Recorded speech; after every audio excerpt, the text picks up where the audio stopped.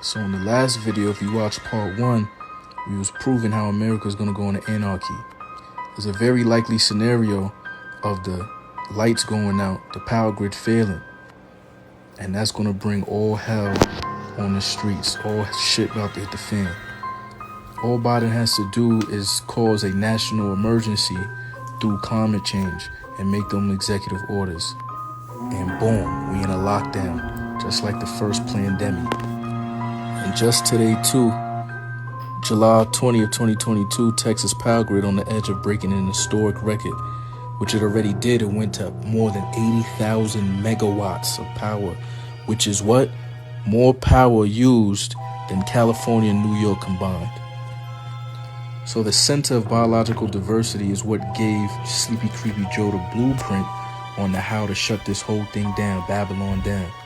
And if you see at the bottom, their logo is a frog. And they have an office in Washington, D.C. The book of Revelation, chapter 16, verse 13, and it reads, "And I saw 3 unclean spirits like frogs come out of the mouth of the dragon and out of the mouth of the beast and out of the mouth of the false prophet." The dragon being Esau, Edom, who are the Caucasian race. All right, the beast is NATO, all right, and the false prophet is the Roman Catholic Church. So the 3 unclean spirits would be the 3 city-states, Vatican, Washington, D.C. or Langley, Virginia, and London. Now in 2021, the World Health Organization staffers said that climate lockdowns may be necessary. So they already planned this. Now the United Nations announced Klaus Schwab of the WEF, World Economic Forum, and the UN General Secretary Antonio Guterres have signed an agreement to accelerate Agenda 2030.